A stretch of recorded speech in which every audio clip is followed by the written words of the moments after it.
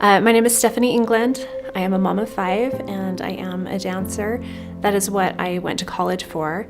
But in my senior year, I kept getting weaker and weaker until eventually my dad had to come and carry me out to the car while my brother packed all of my things. And we spent years going to doctors trying to figure out what was going on and just really feeling like I was losing the battle and starting to accept the fact that I might not be able to find an answer and that my beautiful 5 kids might be raised by somebody else.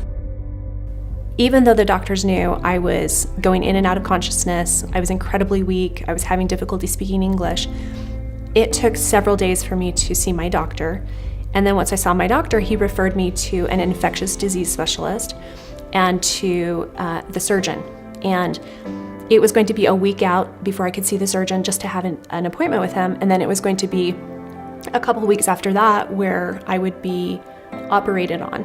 And so I knew I did not have long, and I knew I was not going to be able to make that. And so that evening prior to me flying to Mexico is when Lyme really started to affect my ability to breathe. So my sister came to check on me, and that's when I couldn't talk to her. And as I searched my brain trying to talk, I realized I could still think in Spanish. And so I have a sister that speaks Spanish, so I called her up and in Spanish said, I know I need to get to Mexico.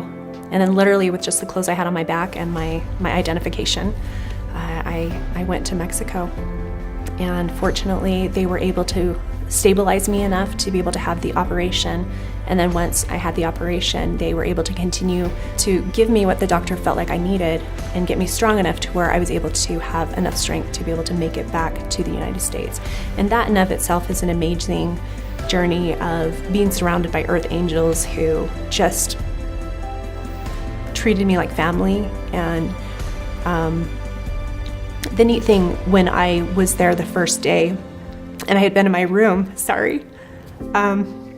literally going in and out of consciousness and just struggling to breathe and not thinking that I was going to make it.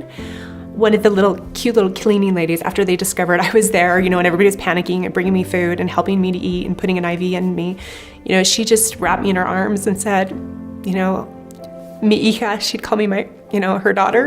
And she was like an adopted mom. Sorry, right? The entire time I was there, but she said, the people here pray to God and they will find answers for you and they will save you. You will be able to make it back to your kids.